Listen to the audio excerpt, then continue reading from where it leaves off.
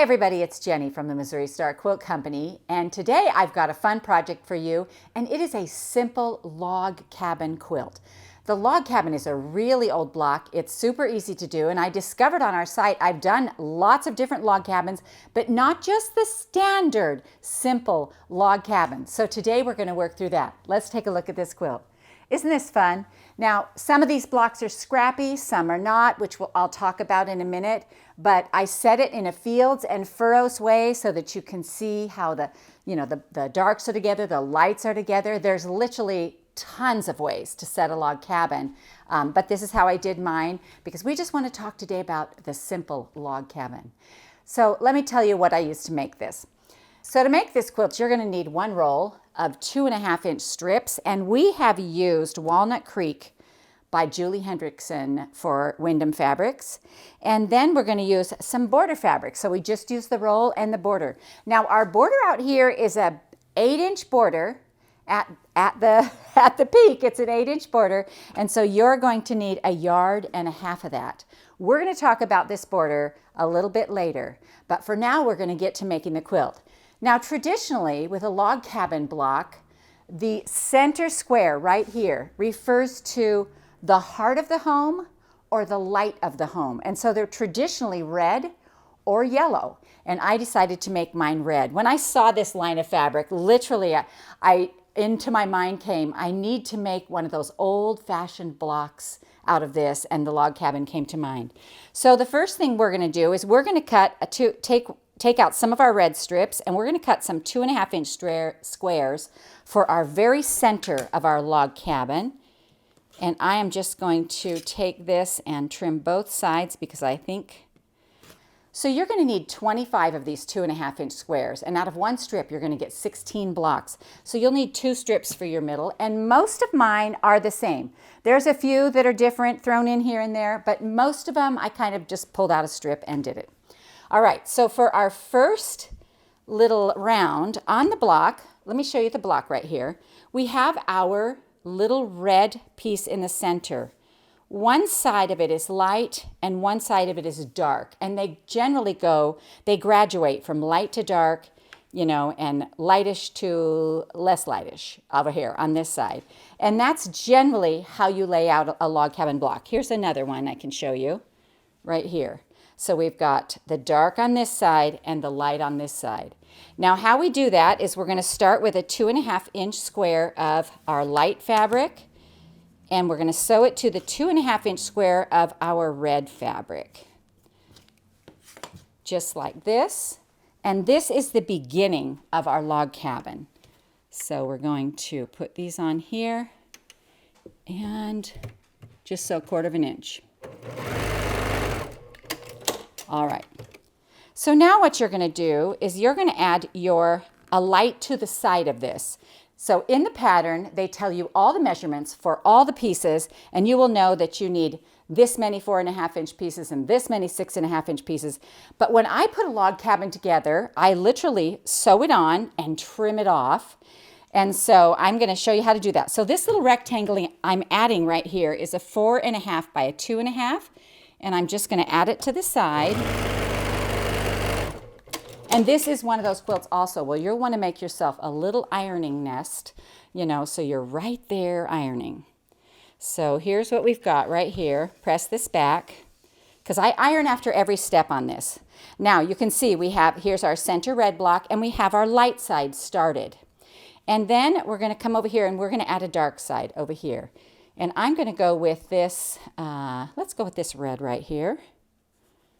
And this is going to be on my red side. So now I haven't cut my strips to size. Again, in the pattern it will tell you the size. But what I'm going to do is I'm just going to lay this onto my strip and sew down. In this way, if you start a bunch of blocks, you can have a bunch going at one time where you're sewing the sides of all of them, or you're sewing all the 2.5-inch squares together, and you'll get a bunch done at once. What I try to remember when I sew my squares on is that generally the piece I finished is the piece I'm sewing to. And let me just sew that right along here and show you what that means.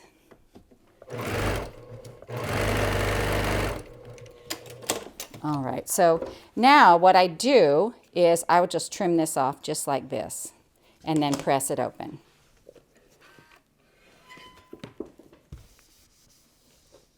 All right, so now I need to add this red to the other side. And so, okay, so now I've sewed my red piece on and I'm ready to add the side piece over here. So I'm just gonna put my strip right along the side like that. And I always keep the piece I just finished at the top so that I know exactly where to lay my strip. All right, so now we're gonna trim this off.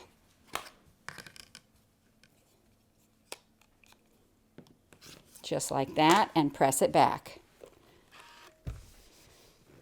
So now we need to add another layer of the light. Now this particular roll didn't have a ton of lights. And so as I was adding my lights on, I was really searching for those light strips. And when I didn't find them, I did a trick that I often do. I used the back of my fabric. And so on this one right here, see this block right here, you can see the back of this is the darker red because I needed to keep this light out here. So don't be afraid to use the backs of your fabric, especially if you don't have enough lights and darks. So what I'm going to do is I am now going to take this, I'm going to trim this little selvage off right here so I can start right on the edge.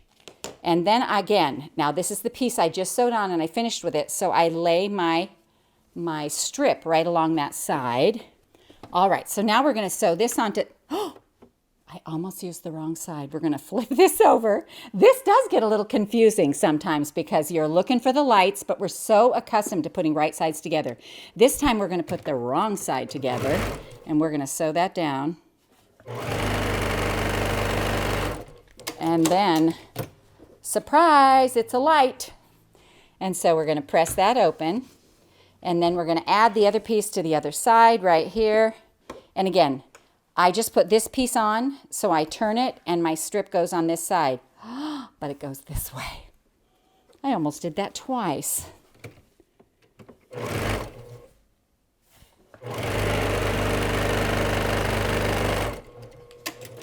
All right, now we'll trim this off.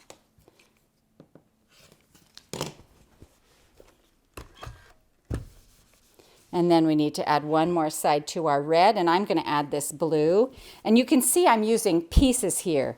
This is when your block gets a little scrappy, is when you start, you just pick up a piece, and let's see, we're going to put whatever side you sewed last goes at the top, and you lay your strip along the side.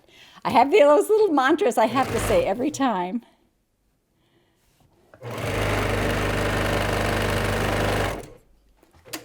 Trim that off.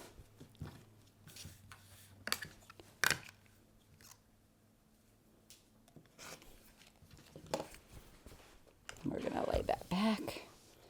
And then we're going to put one more along the side of here. That one's not long enough. Let me see if I can find another dark here.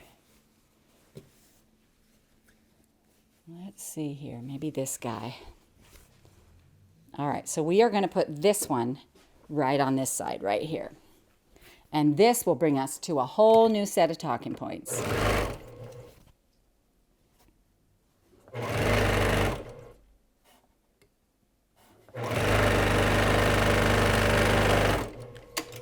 I thought for a second there I was putting it on the wrong side. I had to stop and look. All right, so you're doing 2 rounds from the middle on each side, and I'll show you how I count that. So here's your center, and 1, 2, and here's your center, and 1, 2. So 2 rounds from the middle on both sides. This is your block, and this is what's going to give you the lights and darks. Now, if you chain piece your block, so if you have all these 16 of them, or all these 25 of these, and you get one long strip, and you just keep adding them to it, adding to it, adding to it, this center block is always going to be the same. That's okay. If you want to make them block by block so that both your colors are the same, that's okay. If you want to scrap them up and make them different, that is also okay. So I want you to look at the quilt behind me right here. So this one, same, all the same, same. Well, this one is a little different. Let's see. This one is a little different. I'm trying to find one that's exactly the same. This one is exactly the same. all the strips are the same. But you can see whether they're the same or you scrap them up, it doesn't make any difference. You can see where the lights come together, you see where the darks come together, and it just makes this awesome pattern. Let's talk for a minute about this border. This is a nice big 8-inch border. And because the quilt is a smaller quilt, you know, you don't get a great huge quilt with this. I think this one is 63 by 63. And we just used one roll for it. I wanted to put a beefy border on. And when I got this big border on it, I just thought it needed something more. So I decided to cut it in a vine method. Now there's a ruler that I love called Scallop and Vines, and it's a quilt in a day ruler. And it has a little book in there that says if your quilt is this big, this is how many scallops you need or how many vines you need. And I went ahead and did this nice vining piece. Now, whenever you do a border with a curve in it, you have to have bias binding. Straight cut binding is great, but it's not going to have the give of bias binding. So bias binding is when you cut your binding on the 45, and I have a tutorial on that you can look up. But also, I actually just ordered, Missouri Star sells bias binding, and I ordered 10 yards. I think I used about 7 of them. To make this quilt, and you just put this nice binding all the way around, and it's already sewn and cut for you. Now 10 yards of bias binding does not mean 10 yards of fabric. If you're buying fabric to make your own binding, you'll need about a yard. So if you want to purchase bias binding for the edge of your quilt and you need to know how to measure that, you're just going to measure all 4 sides. You're going to add those together. And then you're going to add maybe 5, 10 extra inches so you have overlap and that sort of thing, and just in case. And then you're going to divide that by 36, because 36 is the number, how big a yard is, and that will tell you exactly how many yards you need to purchase for the outside of your quilt. So once you figure out how much binding you need out here, this is our backing, and it's just 4 yards of backings. So it would be really fun for you to Google log cabin quilts and see all the settings, because there's so many ways to set them. And once you know how to make this simple block, there's so many different things that you can do. I hope you have fun with this. Remember that if you don't have enough lights, you can flip them over and use the back. You can scrap them up. You can make them the same, whatever you want to do. This is just a fun and easy way to make a simple log cabin. And we hope you enjoyed this tutorial from the Missouri Star Quilt Company.